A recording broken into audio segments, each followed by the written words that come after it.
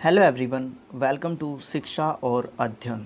इस YouTube channel पे आपका स्वागत है। और हम कर रहे थे हमारी हिस्ट्री की बुक क्लास 8th के लिए, ठीक है।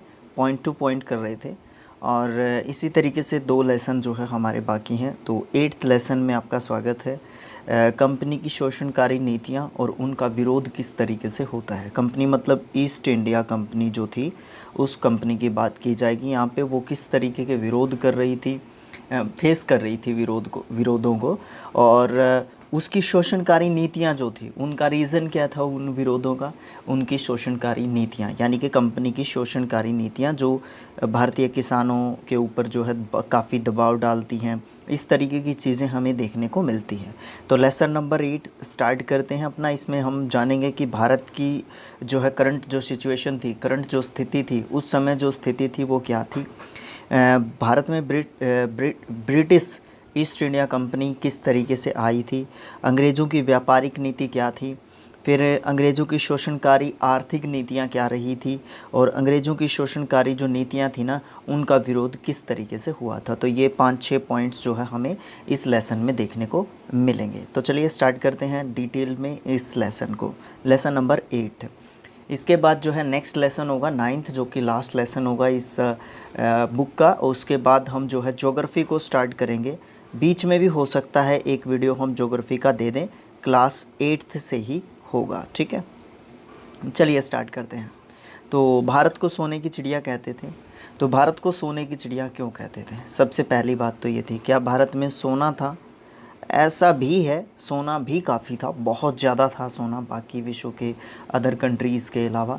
लेकिन भारत में जो है ना, बहुत सारी ऐसी चीज़ें होती थी जो उच्च कोटि की होती थी, बहुत ही ज़्यादा यूज़फुल होती थी। जिसमें सूती वस्त्र, रेशमी वस्त्र, नील, शक्कर, मसाले, औषधियाँ और भी बहुमूल्य चीज़ें जो है, बहुत सारी ऐसी चीज़ें होती थी यहाँ पे। मिनरल्स, खनिज, इस तरीके की चीज़ें होती थी जो क्या करती थी, दूसरे देशों को अट्रैक्ट करती थी। एक तरीके से दूसरे देशों को ललायित करती थी, आकर्षित करती थी हमारे देश की तरफ, ताकि वो इधर आएँ, इधर से लेके ये चीज़ें जाएं और अपने देश में जाके। क्योंकि यहाँ पे है ना, सबसे मेन बात क्या थी हमारे देश में, यहाँ पे है ना कच्चा माल बहुत ज़्यादा उपलब्ध था, ठीक है।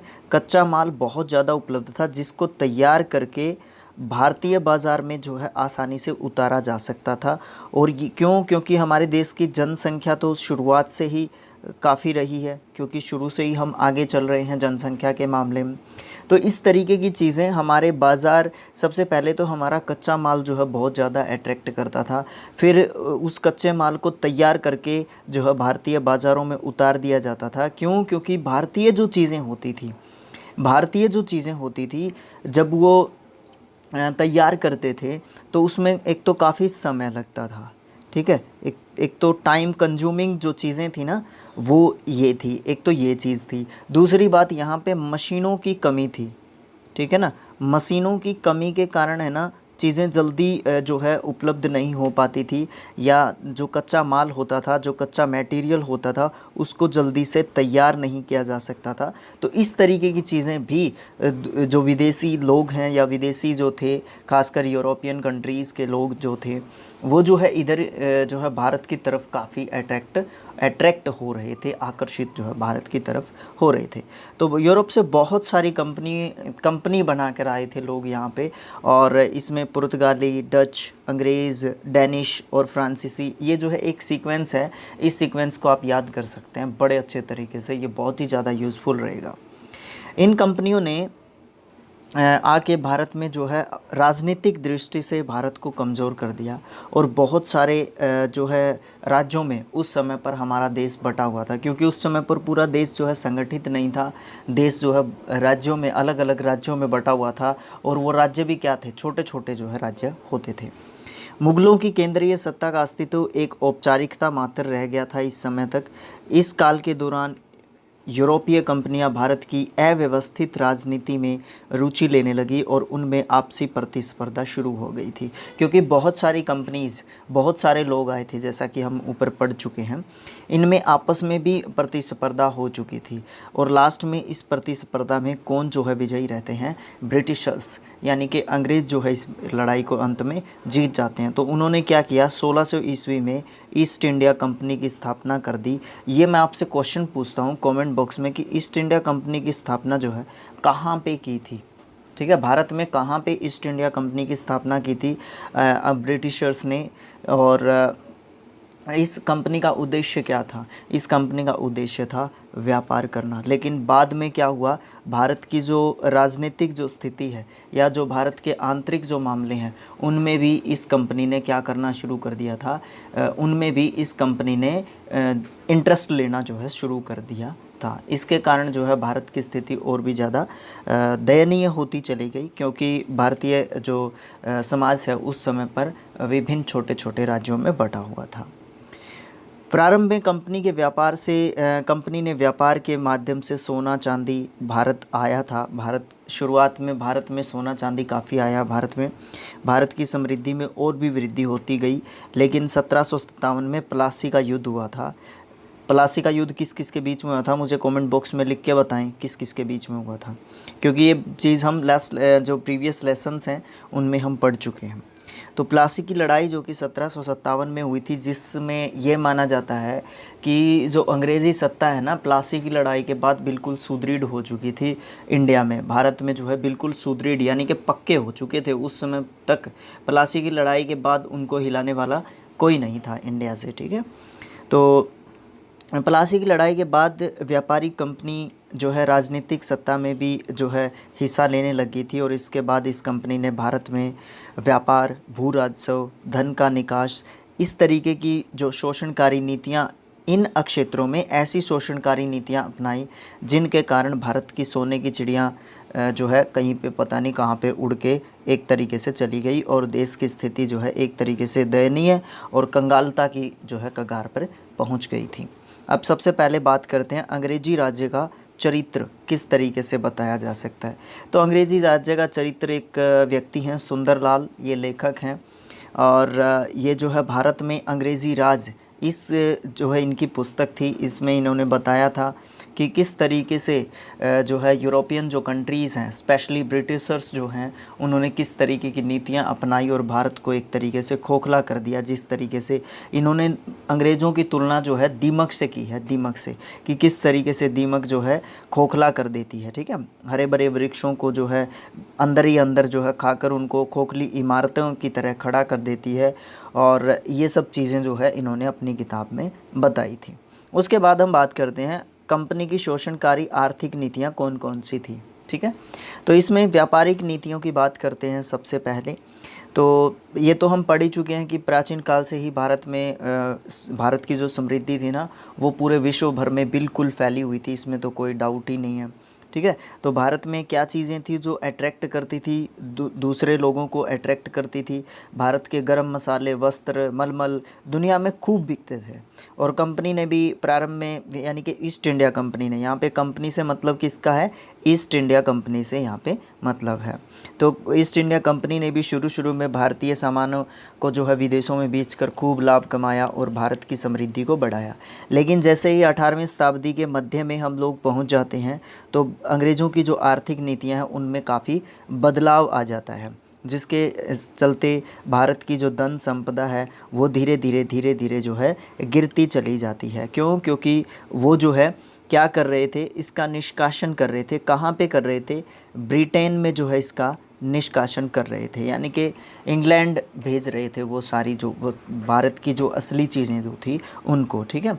इसके कारण क्या हो जाता है, जो भारत के उद्योग धंधे थे, और उद्योग धंधे किस प्रकार के, परंपरागत तरीके से हमारे यहाँ पे प्रोड्यूस किया जाता था चीज़ों को, चाहे वो खेती हो, चाहे वो कच्चे माल से किसी भी चीज़ को पक्के माल में तैयार करना हो, तो सभी चीज़ें परंपरागत तरीके से की जाती थी। तो क्योंकि कंपनी ने क्या कर दिया था, कच्चे माल को इंग्लैंड यानी कि ब्रिटेन में भेजना शुरू कर दिया था, और फिर वहाँ से तैयार माल को भारत में लाकर भारतीय बाज़ार में उतार दिया जाता था। और जो भारतीय जो लोग होते थे वो परंपरागत तरीके से किसी भी तैयार वस्तु को जब बाज़ार में उतारते थे तो उसका मूल्य बहुत अधिक होता था। लेकिन इंग्लैंड से आई जो वस्तु होती थी वो उसके तुलना में बहुत कम मूल्य की होती थी। तो इसके कारण क्या होता था एक जो है भारतीय परंपरागत जो चीज़ें थी, उद्योग धंधे लगा लो या बाज़ार लगा लो, बाज़ार में ऐसी वस्तुओं का मूल्य जो है बहुत ही कम हो गया था। इसके कारण जो भारतीय उद्योग धंधे हैं उनका विनाश होना शुरू हो गया था। तो कंपनी की जो शोषणकारी जो नीति थी, खासकर व्यापारिक नीतियाँ, उनमें कौन कौन सी नीतियाँ शामिल थी। सबसे पहले 1757 तक कंपनी की व्यापारिक नीति क्या थी उसकी बात करते हैं। तो 1757 तक ब्रिटिश ईस्ट इंडिया कंपनी एक व्यापारिक कंपनी थी। इसका मुख्य उद्देश्य भारत व पश्चिमी देशों के बीच व्यापार पर नियंत्रण रखना था तथा व्यापार से अधिकाधिक लाभ कमाना था। कंपनी ने सूती वस्त्रों, रेशमी कपड़ों, गरम मसालों, मलमल, कीमती पत्थरों, अफीम, जरी गोटा इत्यादि चीज़ें खरीदकर इंग्लैंड व अन्य यूरोपीय देशों में बेचती थी और इसके बदले में भारत में सोना चांदी जैसी बहुमूल्य धातुएं वापस लेके आती थी। इस प्रकार से भारत का निर्यात लगातार बढ़ रहा था और भारत की समृद्धि में लगातार वृद्धि होती जा रही थी, क्योंकि भारत से कच्चा माल बाहर जा रहा था और बाहर से धन संपदा जो है भारत में आ रही थी। तो इससे जो है भारत की समृद्धि में काफ़ी वृद्धि होती जा रही थी। ये कहाँ तक की बात है, व्यापारिक नीति की बात है ये, क्योंकि व्यापारिक दृष्टि से जो है ईस्ट इंडिया कंपनी की भारत में स्थापना की गई थी। उसके बाद हम बात करते हैं 1757 से लेके 1813 तक भारतीय जो ब्रिटिश इंडिया कंपनी है, ब्रिटिश ईस्ट इंडिया कंपनी है, उसकी व्यापारिक नीति किस तरीके की रही।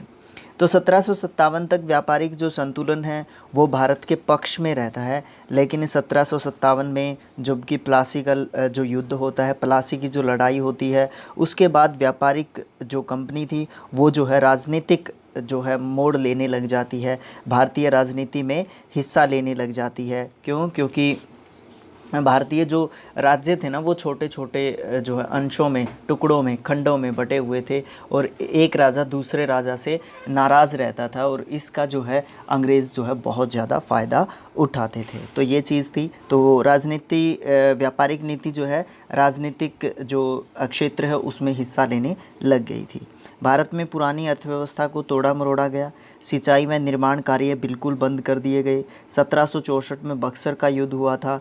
उसके बाद कंपनी ने क्या कर लिया था, बंगाल, बिहार और उड़ीसा की दीवानी का मतलब होता है कर, ठीक है, वहाँ के कर जो है किसके पास जाने लगे, उन राज्यों के राजाओं के अधीन जो है होते थे ये उड़ीसा, बिहार और बंगाल।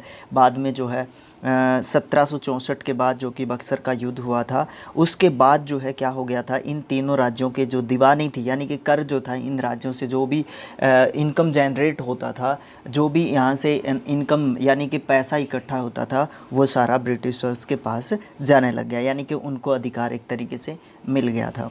भारत में अंग्रेज़ों ने अपनी जो भूमि है उस भूमि व्यवस्था को लागू कर दिया और भूमि जो है व्यक्तिगत संपत्ति मानी जाने लगी और नई कर नीतियों के द्वारा भारतीय कारीगरों और शिल्पकारों को नष्ट कर दिया गया। अब कंपनी ने अपनी राजनीतिक सत्ता का प्रयोग करते हुए भारतीय शिल्पकारों से मनचाहे दाम पर सामान खरीदना शुरू कर दिया और व्यापारिक एकाधिकार प्राप्त कर लिया।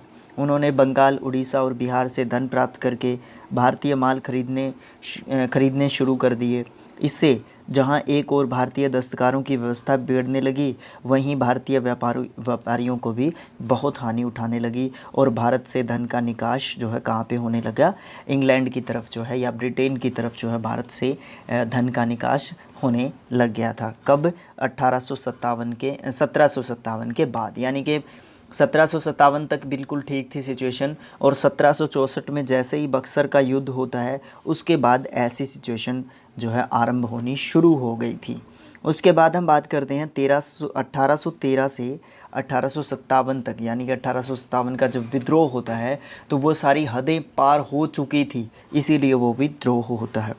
तो इंग्लैंड सरकार ने अपनी व्यापारिक नीति के अंतर्गत भारतीय सामान के आयात पर भारी सीमा कर लगा दिया और भारतीय सामान की मांग को कम कर दिया। इससे जो है लास्ट जो पॉइंट था उसमें हम पढ़ चुके थे कि भारतीय जो दस्तकार या शिल्पकार जो थे उनका जो है एक तरीके से, क्योंकि परंपरागत तरीके से काम करना जानते थे वो, तो परंपरागत तरीके से वो अपना काम करना जानते थे, तो उनकी जो चीज़ें हैं, उनकी जो ज़रूरत है वो बिल्कुल भी नहीं रही। है ना। तो ये सब चीज़ें जो है हमें देखने को लगातार मिलती रही भारत में। तो भारतीय जो चीज़ें थी उनके ऊपर जो है भारी कर लगा दिए गए, जिससे जो है उनकी जो है माल की जो कीमत है ना वो बहुत ज़्यादा हो गई, बजाय कि ब्रिटिशर्स जो तैयार माल करते थे उसके बजाय। तो भारतीय जो परंपरागत जो चीज़ें थी उनका मूल्य बहुत ज़्यादा कम होता गया। ये चीज़ें आपको बार बार लगातार देखने को मिलेंगी इस लेसन में। अब इंग्लैंड जो है औद्योगिक क्रांति से गुजर चुका था।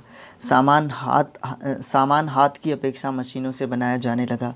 तो इसकी जो सामान जब हाथों से यानी कि परंपरागत तरीक़ों से छोड़कर मशीनी तरीक़ों से जब माल को तैयार किया जाएगा, एक तो कम समय में ज़्यादा जो है माल तैयार किया जा सकेगा।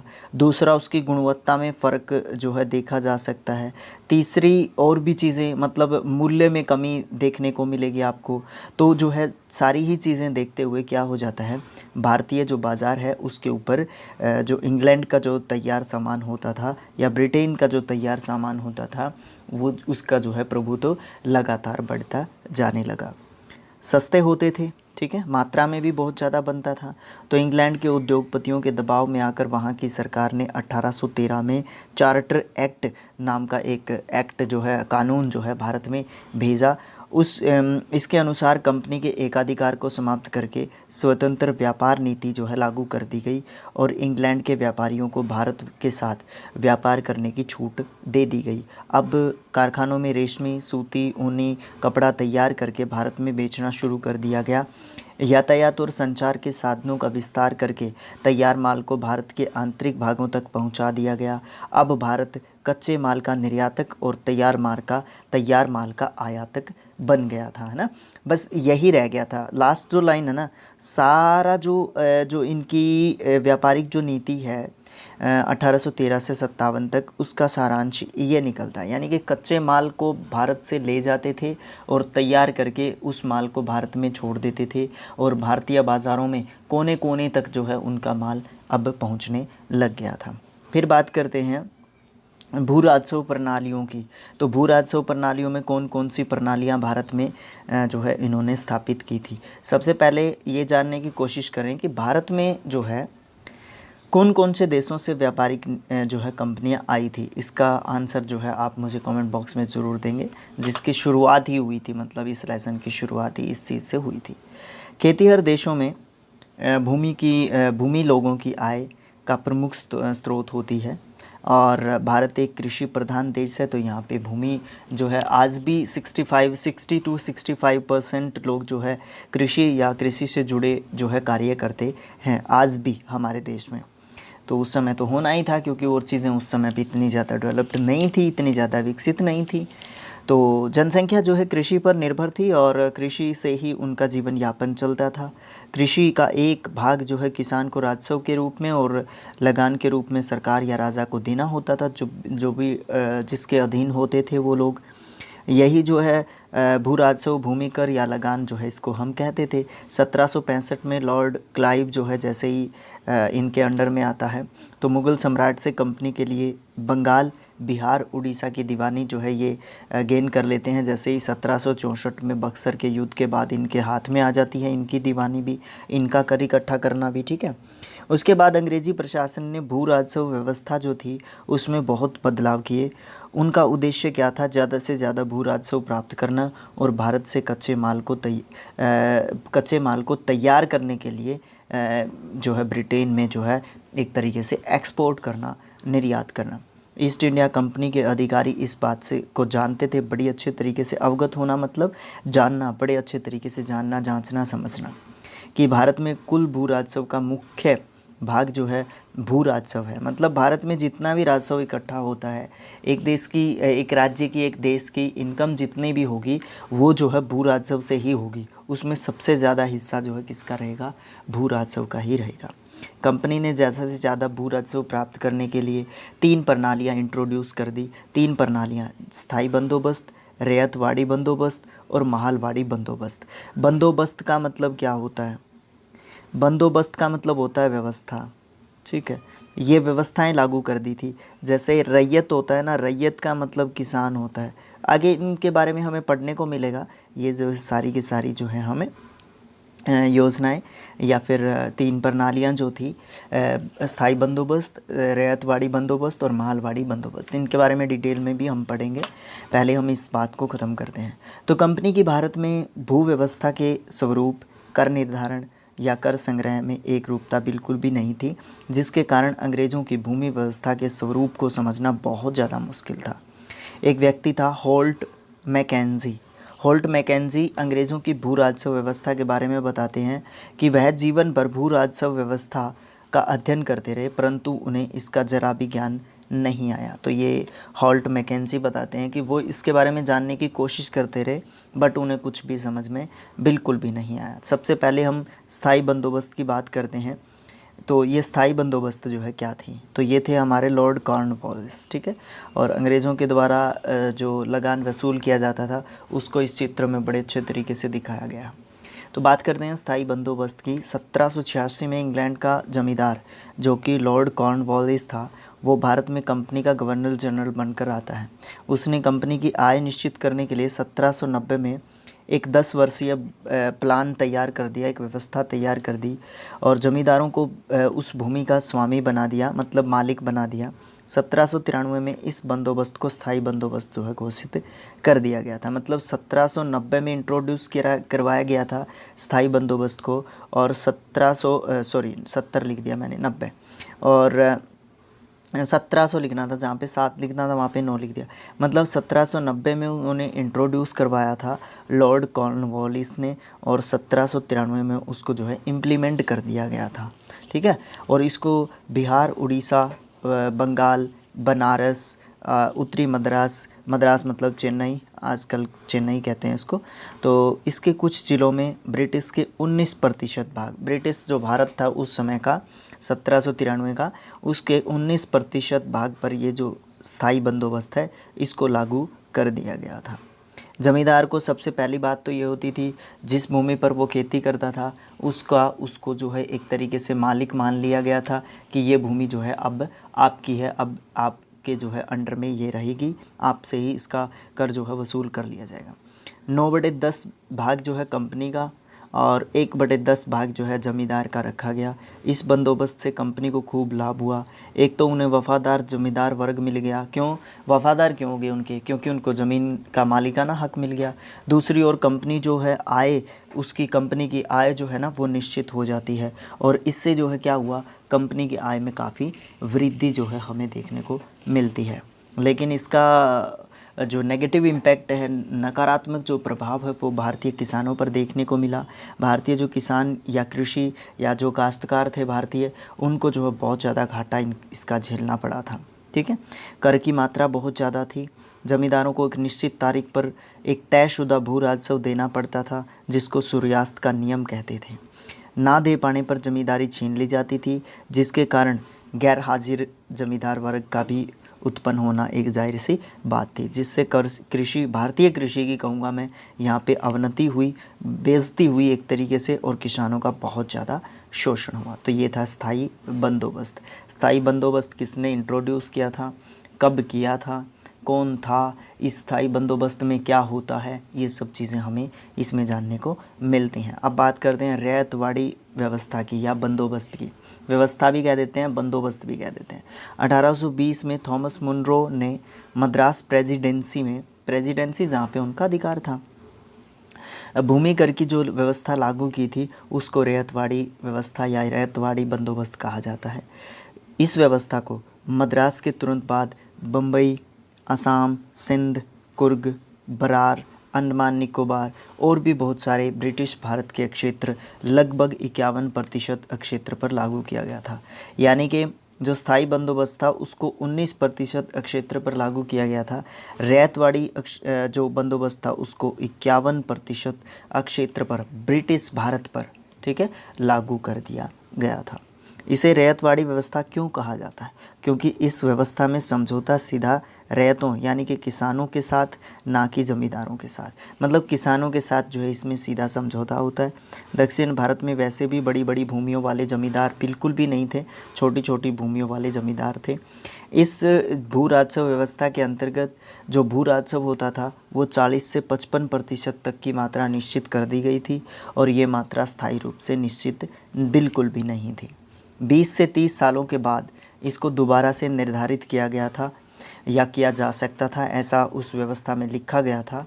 भूमि कर ना दे सकने वाले किसानों को भूमि जो उनको जो मालिक बना दिया गया था, इसमें भी उनको जो है अगर वो कर नहीं दे पाते थे तो उनकी भूमि को नीलाम कर दिया जाता था। ठीक है, क्योंकि वो कर ही नहीं दे पा रहे हैं तो उनकी भूमि को नीलाम कर दिया जाएगा, ऐसा प्रावधान जो है इस व्यवस्था में था।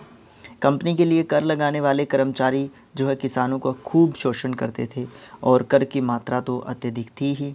सरकार की ओर से किसानों को ये छूट दी गई थी कि कर चुकाने के लिए वो अपनी ज़मीन दूसरे खेती हर जो किसान होते थे, रैयत होते थे, उनको बेच सकते थे या दे सकते थे, गिरवी भी रख सकते थे। ठीक है, तो ये तीनों पावर्स जो है उनको दे दी गई थी। दक्षिण भारत के कम उपजाऊ जो क्षेत्र थे, वो जो किसान थे वहाँ पे जो खेती करते थे, वो जो है क्या कर सकते थे, वो बेचारे कर तो दे नहीं पाते थे, और जिसके फलस्वरूप उनकी भी भूमि जो है जल्दी ही नीलाम होती गई। किसान जो है साहूकारों और महाजनों के चंगुल में बहुत ज़्यादा तरीके से फंसते जा रहे थे, और भयानक अकाल के कारण बड़ी संख्या में किसान भूख व मृत्यु का शिकार एक तरीके से इस व्यवस्था के कारण हो चुके थे। रैयत किसान को कहा जाता है, इसलिए किसानों के साथ अंग्रेज़ों ने जो बंदोबस्त किया उसको रैयतवाड़ी बंदोबस्त या व्यवस्था कहा जाता है।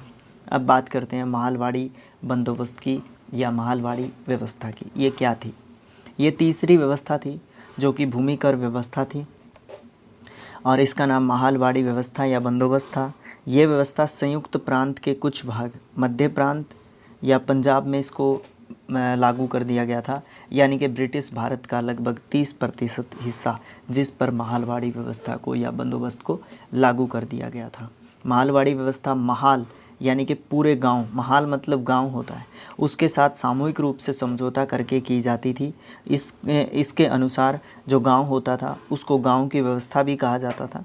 ठीक है, और इस प्रणाली में कंपनी ने ज़मींदार और किसान के साथ कोई समझौता नहीं किया, बल्कि पूरे गांव से एक सामूहिक रूप से समझौता जो है किया गया, इसीलिए इसको माहलवाड़ी व्यवस्था कहा जाता है। इस व्यवस्था में सारा गांव या उसके प्रतिनिधि, मतलब उनके द्वारा भेजे गए 2 या 3 या 4 या 10 जो भी एक संख्या निर्धारित होती थी उनके बीच में, वो और कंपनी के जो अधिकारी होते थे उनके बीच में एक सामूहिक रूप से समझौता होता था, जिसको गांव का सामूहिक समझौता या जो है एक बात मानी जाती थी। एक निश्चित जो है कर या राशि तैयार की जाती थी, एक ब्यौरा तैयार किया जाता था। ठीक है, एक कानून सा बना लिया जाता था कंपनी और उन प्रतिनिधियों के बीच में, उसको जो है फिर माहलवाड़ी व्यवस्था का नाम दिया गया था। गांव के लिए निश्चित किए गए जो भूमि कर है उसको अदा करने के लिए एक व्यक्ति जिम्मेवार होता था, और उसको जिम्मेदार मतलब एक बिचौलिया बना लिया जाता था। गांव की ओर से मुखिया या नंबरदार समझौते पर हस्ताक्षर करते थे। इस व्यवस्था में उपज का 2 से 3% भाग, 2/3% भाग निश्चित किया गया था। बाद में इसको घटा के 1/2 भी कर दिया गया था। भूमि का स्वामी संपूर्ण गांव को माना जाता था। इसमें कोई पर्टिकुलर पर्सन जो है भूमि का जो है एक तरीके से स्वामी नहीं होगा, पूरे गांव को भूमि का स्वामी या अधिकारी माना जाता था। कर की मात्रा अधिक थी, जिससे किसानों की स्थिति जो है दयनीय होती गई, उनकी स्थिति बहुत ज़्यादा ख़राब होती गई, और ये व्यवस्था 30 वर्षों के लिए निश्चित की गई थी। कुछ भागों में 30 वर्षों की अवधि 20 या 30 वर्षों की अवधि निश्चित की गई थी। गतिविधि में बात करें तो कंपनी के शासन के दौरान भू राज व्यवस्था कैसी थी और किसानों का शोषण कैसे होता था, तो उन्होंने 3 प्रकार की भू राजस्व व्यवस्था या कर व्यवस्था जो है उन्होंने लगाई थी। ठीक है, तीनों में अलग अलग तरीके से जो है शोषण किया जाता था, और तीनों के बारे में हम डिटेल में पॉइंट टू पॉइंट पढ़ चुके हैं। ये जो मैप है वो हमें बताता है, जहाँ पे रेड कलर है वो बताता है माहलवाड़ी व्यवस्था यहाँ पे लागू की गई थी। जहाँ पे ये थोड़ा सा आसमानी सा कलर है ये जो है स्थायी बंदोबस्त बताता है, और थोड़ा सा फीका रेड है, ये जो है रैयतवाड़ी व्यवस्था को बताता है। तो ये मैप जो है आप आसानी से देख सकते हैं कि किस तरीके से कहाँ पे किस व्यवस्था को लागू किया गया था। चौथी जो बात है वो 3 तो थी व्यवस्थाएं, करों की जो व्यवस्था की गई थी वो किस प्रकार से की गई थी, वो 3 पॉइंट्स थे। जो चौथा पॉइंट है ना, भारत से ब्रिटिश या ब्रिटेन की तरफ जो धन का निकास है वो कर दिया जाता था। ब्रिटिश ईस्ट इंडिया कंपनी की आर्थिक नीतियों के फलस्वरूप भारत के धन का एक बहुत बड़ा भाग ब्रिटेन को जाता रहा था, जिसके बदले में भारत को कुछ भी नहीं मिलता था। इस लूट को आर्थिक विकास नहीं, आर्थिक निकास या धन का निकास कहा जाता था। आर्थिक निकास भारत में अंग्रेजी शासन की प्रमुख विशेषता थी। अंग्रेज़ों से पहले भारत आए विदेशी स्थायी रूप से यहीं पर आकर बस गए थे। एक दादा भाई नौरोजी ने और रमेश चंद्र दत्त ने, दोनों ने मिलकर धन निकास की जो है बिल्कुल आलोचना की थी, और the economic history of India और पॉवर्टी एंड ब्रिटिश या un British rule in India, इस तरीके की बुक जो है दादा भाई नौरोजी और रमेश चंद्र दत्त ने जो है लिखी थी। और इसमें जो है भारतीय, क्योंकि ये इकोनॉमिक्स जानते थे, अर्थशास्त्र के बारे में इनको ज्ञान था, ये जो है काफ़ी चीज़ें करते रहते थे, उस समय पर बताते रहते थे, है ना, लोगों को सचेत करते रहते थे। उस समय पे ये दोनों किताबें थी। तो बुक कौन सी, किसने लिखी, किस टॉपिक पे लिखी, ये सब जानना बहुत ज़रूरी है, ठीक है। उसके बाद हम बात करते हैं, उन्होंने भूमि पर कर और ये दूसरे कर जो है जो भी प्राप्त होते थे उनको बिल्कुल भी खर्च नहीं किया, भारत पे बिल्कुल भी खर्च नहीं किया। जो भी ईस्ट इंडिया कंपनी को जो इनकम जनरेट होती थी उसको भारत पे बिल्कुल भी खर्च नहीं किया। लेकिन कंपनी द्वारा स्थापित ब्रिटिश शासन का स्वरूप हमेशा विदेशी ही रहा। क्योंकि देखिए, विदेशी रहा, इस लाइन का मतलब क्या रहा यहाँ पे, इस लाइन का मतलब पता है क्या है? वो ये कहना चाहता है राइटर यहाँ पे कि अगर आप इंडिया पे रूल कर रहे हैं, ठीक है, आप मानते हैं कि आप एक विदेशी व्यक्ति हैं, विदेशी कंपनी है, आप ज़रूर से इंग्लैंड को फ़ायदा पहुंचाइए, लेकिन यहाँ से जो आपको इनकम जनरेट हो रहा है उसका कुछ पार्ट तो यहाँ पे इन्वेस्ट कीजिए, यहाँ पे कुछ डेवलपमेंट करने की कोशिश कीजिए ना। तो ये भी तो चीज़ देखनी पड़ती है ना। लेकिन यहाँ पे इन्होंने बिल्कुल कुछ भी नहीं किया, ठीक। इसीलिए कहा गया है कि कंपनी का जो शासन है ना, ब्रिटिश कंपनी जो शासन है या ब्रिटिश शासन जो है, कंपनी का शासन लगा लो या ब्रिटिश शासन लगा लो, एक ही बात है, तो उसका स्वरूप हमेशा विदेशी ही रहा, ठीक है। भारत का 1757 से लेके 1947 तक लगभग 200 साल का ये जो समय है, या फिर आप इसको ये कह सकते हैं कि 190 साल का जो समय रहा, ये इसमें है ना भारत का लगातार आर्थिक शोषण करते रहे थे अंग्रेज़। आर्थिक नीति के सिद्धांत की वैज्ञानिक व्याख्या राष्ट्रवादी नेता दादा भाई नौरोजी ने अपनी पुस्तक poverty and un British rule in India, जो कि 1876 में उन्होंने लिखी थी, जिसके बारे में हम पिछले पेज पे जो है बात कर चुके हैं। और इसे भारत की दरिद्रता का मुख्य कारण जो है दादा भाई नौरोजी ने बताया। भारत से धन वेतनों, युद्धों पर खर्चों, गृह प्रभार, सेना पर खर्चों के रूप में इंग्लैंड को लाभ पहुंचाता रहा, और भारत इन सब खर्चों के बदले में भारत को कुछ भी नहीं मिलता था, भारत का कोई विकास नहीं हो रहा था। इसके फलस्वरूप भारत निरंतर बहुत ज़्यादा गरीब दरिद्र होता गया। वहीं इंग्लैंड जो है लगातार समृद्धि और विकसितता की ओर जो है लगातार बढ़ता गया। धन का निष्कासन, धन का ब्रिटेन की तरफ जाना, इस विषय पर अंग्रेज़ अधिकारी जॉन सुलिवान ने माना था कि हमारी प्रणाली एक ऐसे स्पंज के रूप में कार्य कर रही थी जो गंगा के किनारों से प्रत्येक अच्छी वस्तु सोख लेती है और टेम्स के किनारों पर निचोड़ देती है। गंगा हमारी भारतीय पवित्र नदी है और टेम्स जो है लंदन में बहती है। टेम्स ऐसा जीके में पढ़ते हैं हम, स्टैटिक जीके में पढ़ते हैं कि टेम्स नदी के किनारे कौन सा नगर है तो या देश है, तो यहाँ पे इंग्लैंड है ना, तो लंदन है वैसे टेम्स नदी के किनारे पे। तो गंगा के किनारे से चीज़ें सोख ली जाती थी और निचोड़ दी जाती थी, कहाँ पे जाके, टेम्स नदी के किनारे। अब बात करते हैं कंपनी की जो शोषणकारी नीतियाँ थी उनका प्रभाव क्या क्या रहा भारत के ऊपर। तो सबसे पहले प्रभाव के रूप में हम बात करते हैं, शोषण ही हुआ, और वो भी कौन सा शोषण, आर्थिक शोषण। आर्थिक नीतियों का आर्थिक शोषण जो है भारत का हुआ, उसका क्या क्या नुकसान हुआ, क्या क्या प्रभाव हमारे ऊपर पड़े। सबसे पहले हम बात करते हैं हस्तशिल्प उद्योगों का पतन। बात क्या है यहाँ पे, हस्त मतलब हाथ होता है। अब देखो हम किस तरीके से काम करते थे, परंपरागत तरीके से हम जो है उत्पादन करते थे वस्तुओं का, ठीक है। उत्पादन किस तरीके से करते थे, परंपरागत तरीके से हम जो है उत्पादन करते थे। लेकिन जैसे ही हमारे ऊपर शिकंजा कसता गया, इंग्लैंड या ब्रिटिशर्स जैसे ही हमारे ऊपर या अंग्रेज़ जैसे जैसे शिकंजा कसते गए, तो क्या होता गया, उनके हाथों में सारी चीज़ें जाने लगी। धीरे धीरे मशीनें जो है भारत में कामें करने लगी, ठीक है। और यहाँ से सबसे पहली बात तो कच्चा माल जो है एक्सपोर्ट कर दिया जाता था यहाँ से, यानी कि इंपोर्ट कर लिया जाता था अगर मैं उनकी दृष्टि से बात करूँ तो, और तैयार करके यहाँ पे तैयार माल को यहाँ पे भेज दिया जाता था। इससे जो है कीमतें कम हुई, ये सब चीज़ें बार बार मैंने आपको कहा था कि आती रहेंगी। कीमतें काफ़ी कम हो गई थी, और कीमतें कम होने के कारण जो भारतीय जो उद्योग थे, वो लघु उद्योग लगा लो या थोड़े से जो बड़े टाइप के उद्योग हैं वो लगा लो, बिल्कुल लघु जो आजकल पढ़ते हैं ना MSME, मीडियम स्मॉल एंड इस तरीके का कुछ फुल फॉर्म है, दिमाग में नहीं आ रहा। तो इस तरीके के जो MSME, हाँ एंटरप्राइज है इसका मतलब, मीडियम स्मॉल एंड इस M का ध्यान में नहीं आ रहा, चलो कोई बात नहीं। MSMEs है ना, वो बोलते हैं जैसे घरेलू उद्योग जो होते हैं, ठीक है, घरों में जो काम किए जाते हैं उन सब छोटे छोटे कामों को या छोटी छोटी जो उद्योग होते हैं उनको कहा जाता है MSMEs, ठीक है। तो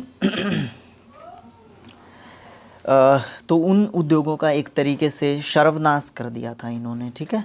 तो वो शुरुआत में जो है ये उद्योग जो है क्या होते थे, एकदम चरम सीमा पे थे, विकसित अवस्था में थे। लेकिन जैसे जैसे इंग्लैंड फिर आ रहा है याद, ब्रिटिशर्स का जो शिकंजा है वो भारतीय समाज पर या भारत पर कसता गया, जैसे जैसे उनका प्रभुत्व भारत पे बढ़ता गया, तो क्या होता गया, जो है उन्होंने आर्थिक शोषण करना भारत का बिल्कुल कर दिया था। बात करते हैं अपने पड़ोस में, देखना है आपने कि कौन कौन से हस्तशिल्प उद्योग आजकल प्रचलित हैं।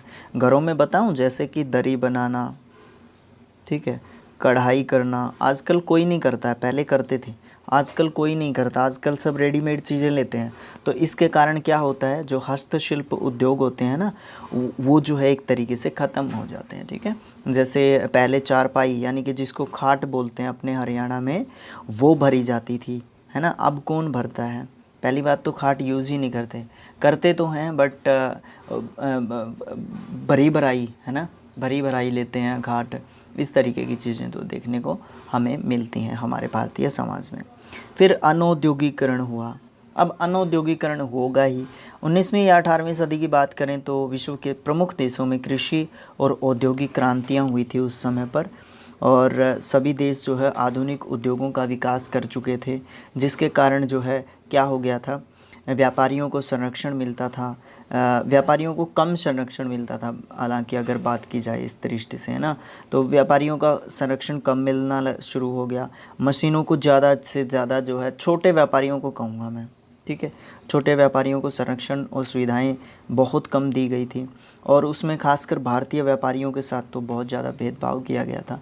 तो इस तरीके की बहुत सारी नीतियाँ अपनाई गई, जिसके कारण भारतीय उद्योग धंधे जो है क्या हो गए थे, ठप हो गए थे, एक तरीके से बिल्कुल बंद हो गए थे एक तरीके से, ठीक है। तो ये सब चीज़ों के कारण भारत में अनऔद्योगिकरण हुआ, भारत की निर्धनता। अब देखो, भारत के काम भारत के तरीके से नहीं चल पा रहे थे, और जो ब्रिटेन है उसका प्रभुत्व लगातार भारतीय समाज, राजनीति, इन सब चीज़ों पर बढ़ता जा रहा था। वो हर क्षेत्र में अपना रोब एक तरीके से जमाना चाह रहे थे, और इनकी ये बात कहीं ना कहीं ठीक भी सिद्ध हो रही थी। तो इसके कारण जो है भारत जो है लगातार दरिद्रता की तरफ यानी निर्धनता की तरफ जो है चलता गया। और ये इसका कारण क्या था, अंग्रेज़ों की शोषणकारी आर्थिक नीतियाँ, जिसके कारण भारतीय जो भारतीय बहुमूल्यता है, जो भारतीय एक तरीके से जो चीज़ें थी, जो कच्चे माल था, उन सब चीज़ों को जो है क्या किया गया था, इंग्लैंड या फिर ब्रिटेन में जो है भेज दिया गया था, और जिसके कारण जो है भारतीय लोगों के पास काम धंधे छिन गए थे। मशीनी युग होने के कारण लोगों के पास काम धंधे नहीं रहे थे, तो इसके कारण जो है भारत जो है लगातार निरंतर जो है गरीब होता चला गया।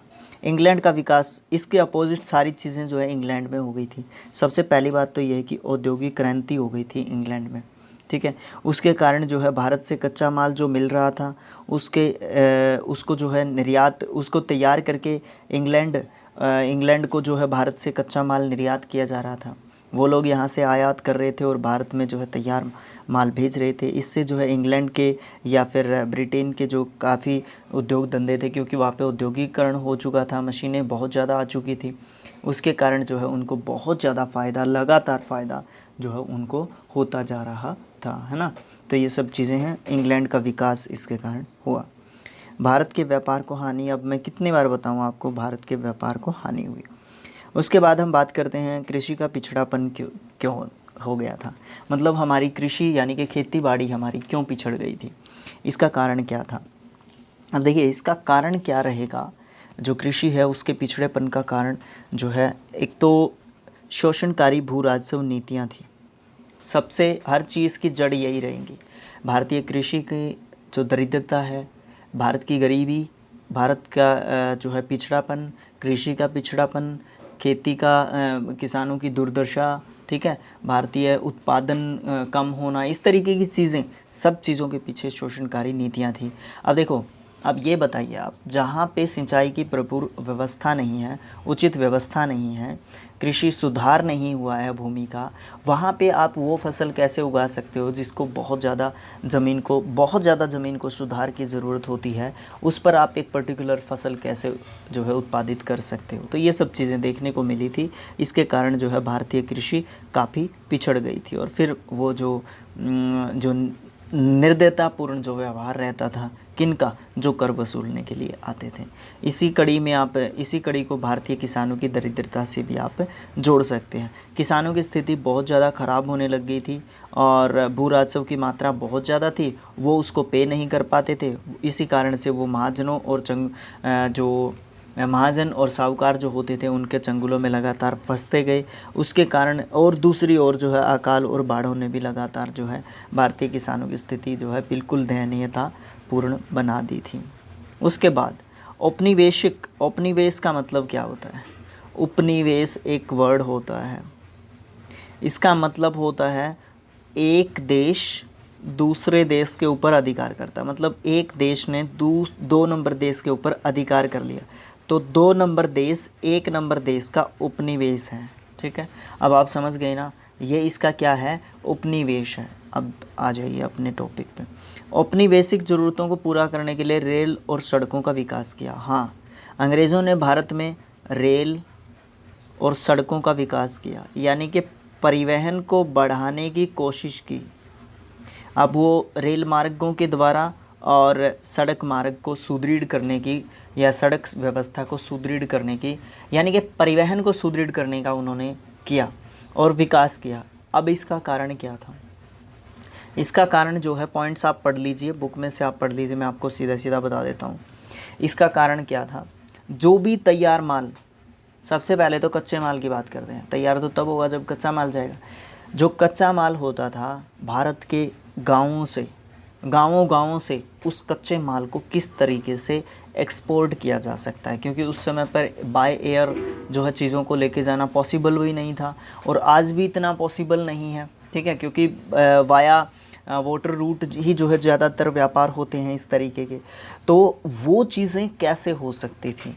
अब जैसे उत्तर भारत से चीज़ें दक्षिण भारत या पश्चिमी भारत की तरफ लेके जाना, और फिर वहाँ पे जो पोर्ट्स हैं, वहाँ पे जो बंदरगाह हैं, वहाँ पे जाके उनको जो है लादना और फिर उनको भेजना विदेशों में। तो इस तरीके की चीज़ें किस प्रकार से की जा सकती हैं, वो जो है एक साथ बहुत ज़्यादा माल ढोने के लिए एक जगह से दूसरी जगह पे आप रेल का इस्तेमाल कर सकते हैं।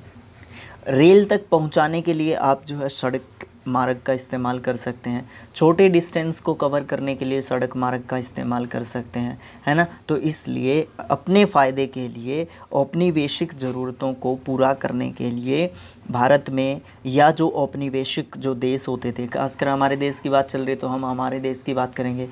भारत में जो है अंग्रेज़ों ने या ब्रिटिशर्स ने क्या किया था, रेल और सड़क मार्गों का विकास किया था भरपूर। एक इसी कड़ी में बात करते हैं हम, दिल्ली से कलकत्ता तक जाता है एक सिरसा सूरी मार्ग बनाया गया था एक, जिसका नाम सिरसा सूरी मार्ग रखा था। सिरसा सूरी ने इसका निर्माण करवाया था। बाद में इसका नाम है ना ग्रांड ट्रंक रोड रखा गया था। तो कई प्रमुख नगरों को जोड़ता था, आवागमन थोड़ा सा तेज़ हो गया था। इसी तरीके से उन्होंने अपनी औपनिवेशिक ज़रूरतों को पूरा करने के लिए जो है चीज़ें की थी, या रेल और सड़क मार्ग को विकसित किया था भारत के अंदर। क्या आप जानते हैं कि भारत में लॉर्ड डलहौजी ने जो शुरू की थी रेल व्यवस्था, उसका उद्देश्य भारत के आंतरिक भागों से बहुमूल्य वस्तुओं को समुद्री तट पर ले जाना और फिर वहां से लंदन की तरफ एक्सपोर्ट कर देना प्रमुख उद्देश्य था। किसका? रेल व्यवस्था का। ये भारत को आगे बढ़ाने के लिए नहीं किया गया था, ये अपने आप को आगे बढ़ाने के लिए, खुद की सुविधा को जो है भरपूर करने के लिए जो है ये चीज़ें की गई थी। ठीक है, अब बात करते हैं कंपनी की शोषणकारी नीतियों का प्रतिरोध किस प्रकार से हुआ। बात कर चुके हैं कि 1757 से 1857 के बीच कंपनी की शोषणकारी नीतियाँ किस तरीके से भारतीय किसान, हस्तशिल्प और व्यापार जो है उसको बर्बाद कर चुकी थी। यहाँ तक कि परंपरागत जो आर्थिक नीतियाँ, आर्थिक जो व्यवस्था थी या सामाजिक जो व्यवस्था थी, उसको भी तहस नहस कर चुकी थी। इसके कारण सभी वर्ग जो है ब्रिटिशर्स से नाराज़ हो चुके थे। ठीक है, तो उनके कारण जो कंपनी जो थी उसका विरोध होना शुरू हो गया था। 1857 तक, 1757 से 1857 तक कोई ही ऐसा साल गया होगा जिसमें कंपनी के विरोध कोई बगावत या विरोध ना किया गया हो। 1857 में भारतीय जनमानस के सभी वर्गों ने मिलकर कंपनी के विरुद्ध जो है हथियार उठा लिए थे और एक विस्तृत स्वतंत्रता संग्राम जो है छेड़ दिया था, जिससे जो है अंग्रेजी शासन हिल डुल चुका था। कंपनी की शोषणकारी नीतियों का प्रतिरोध करना बहुत ज़रूरी है और इसमें हम बात करते हैं सबसे पहले किस किस ने विद्रोह किया था या विरोध किया था। तो उसमें हम किसानों के विद्रोह की सबसे पहले बात करते हैं। सबसे ज़्यादा बर्बाद जो है चीज़ को किया, किसको किया? कृषि को किया। भारतीय परंपरागत तरीके से जो कृषि की जाती थी, खेती की जाती थी, और भी बहुत सारी चीज़ें, हर चीज़ का मतलब किसानों से निकलता है, हर चीज़ किसानों से होकर जाती है ना। तो ये जो चीज़ देखने को हमें मिली थी उस समय पर, ये बहुत ही ख़तरनाक जो है देखने को मिल रही थी, जिसका बहुत कुप्रभाव पड़ा था भारतीय किसानों पर। तो भारतीय किसानों ने क्या किया, उनके विरोध जो है विद्रोह कर दिया था। ठीक है, थोड़ा सा रीड कर लेते हैं, कुछ इम्पोर्टेंट चीज़ दी गई है। भारतीय ग्रामीण समाज को बुनियादी तौर पर प्रभावित किया गया था और बहुत हद तक प्रभावित और परिवर्तित किया गया था। इस कर की उगाही के लिए किसानों ने पर विभिन्न प्रकार के अत्याचार किए गए, शोषण किए गए, जिसके कारण भारत के अलग अलग हिस्सों में किसानों ने विद्रोह करना शुरू कर दिया था। बंगाल में सन्यासी विद्रोह, चुआर विद्रोह, रंगपुर विद्रोह, उड़ीसा में गंजम विद्रोह, हरियाणा में जाटों का विद्रोह, गुजरात में कोली विद्रोह, महाराष्ट्र में रामोसी विद्रोह, मैसूर और गारो के पागलपंथी विद्रोह आदि किसान विद्रोह थे। तो इतने किसान विद्रोह हो चुके थे भारत के अलग अलग हिस्सों में अलग अलग समय पर।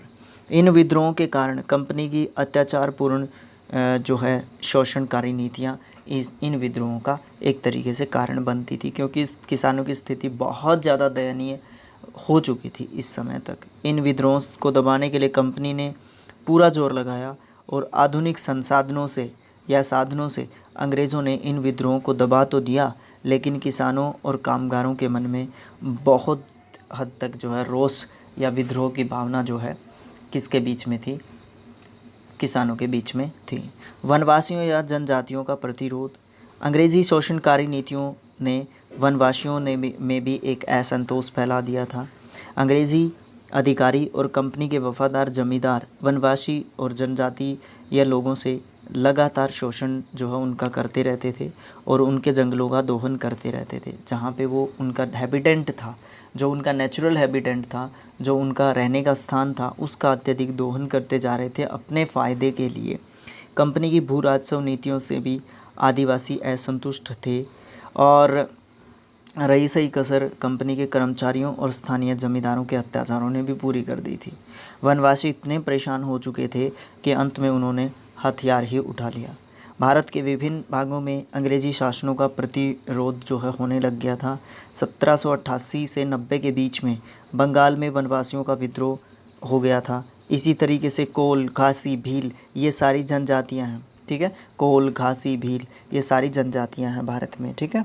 वनवासी जनजातियां हैं एक्चुअली ये। और इन्होंने आधुनिक हथियारों से सुसज्जित जो अंग्रेज़ी सेना थी उनके खिलाफ अपने परंपरागत हथियारों से ही विरोध कर दिया था।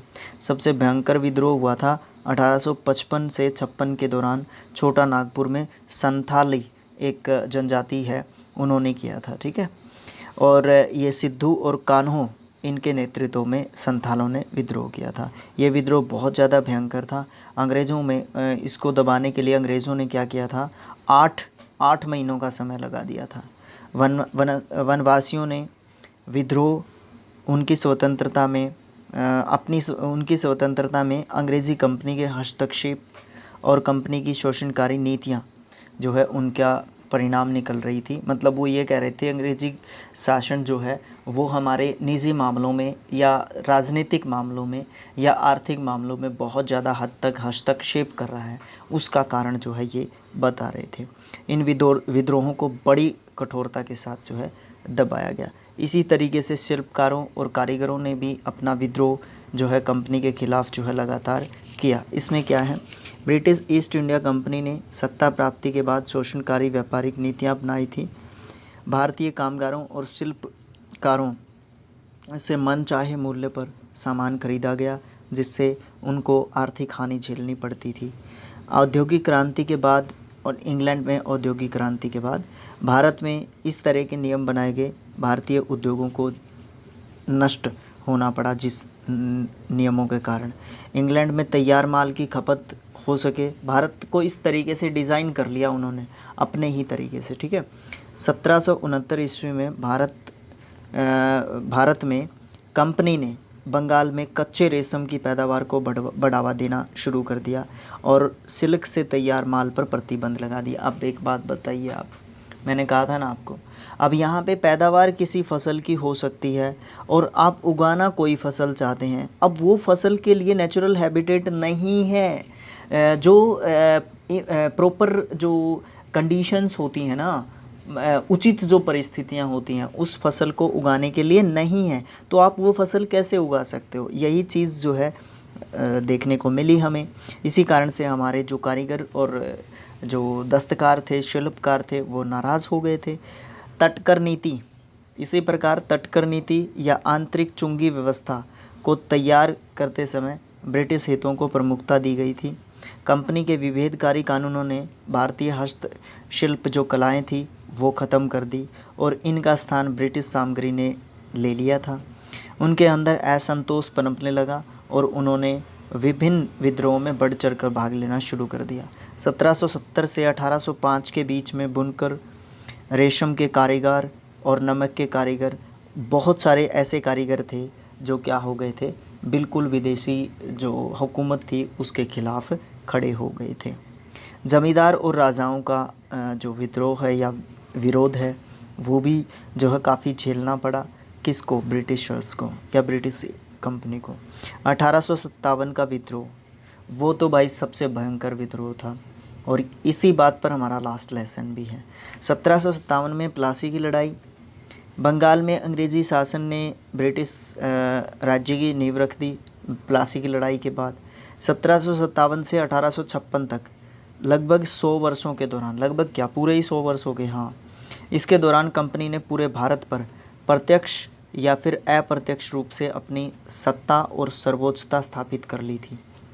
इस दौरान जैसे जैसे कंपनी जो है अपने राज्यों का विस्तार, अपना अधिकार जो है बढ़ाती गई, वैसे वैसे देश के प्रत्येक वर्ग में, जिसमें शासक शामिल हैं विभिन्न राज्यों के, छोटे छोटे राज्यों के जिसके हम जिक्र कर रहे थे। सामंत शामिल हैं। सामंत कौन होता है? बहुत सारे किसानों के ऊपर एक सामंत होता था। कारीगर हो गए, किसान हो गए, छोटे किसान, बड़े किसान, सारे बड़े किसान खासकर नहीं, छोटे किसानों की बात की जा रही है। और शिल्पकार, इसमें जो है प्रत्येक वर्ग में असंतोष की भावनाएं फैलती गई और 1857 का स्वतंत्रता संग्राम जो है एक तरीके से बिल्कुल सेट हो चुका था, बिल्कुल प्रिपेयर हो चुका था। स्वतंत्रता संग्राम का परम लक्ष्य भारत को अंग्रेज़ी शासन से मुक्त करना था और उसे स्वतंत्र और संप्रभु राष्ट्र के रूप में विकसित करना था। अंग्रेज़ों ने जो आर्थिक और राजनीतिक नीतियां अपनाई थी वो ब्रिटिश हितों को ध्यान में रखकर अपनाई थी, ठीक है, जिसके कारण परंपरागत हस्तशिल्प, उद्योग, सब चीज़ें नष्ट हो चुकी थी।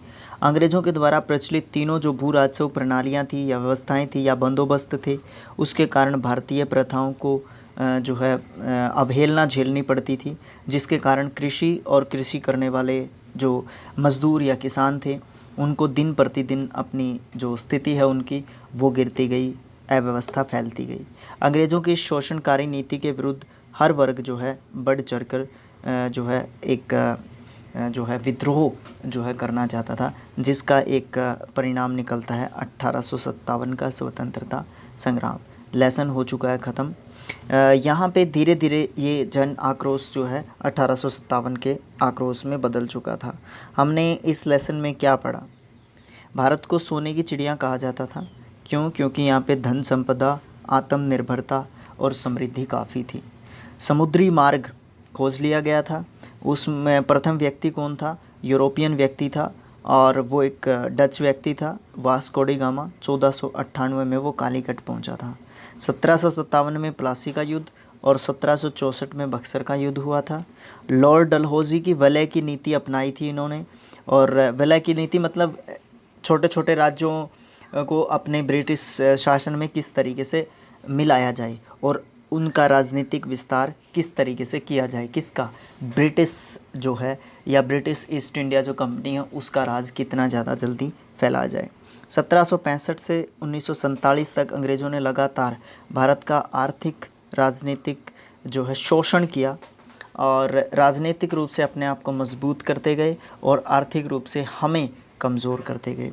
भारत में 18वीं शताब्दी को पुनर्जागरण काल कहा जाता है। भारत में लागू की गई भूमि बंदोबस्त भारतीय लोगों के लिए नरक का द्वार बनी थी और 1857 की क्रांति का एक प्रेरक बनी थी एक तरीके से, ठीक है।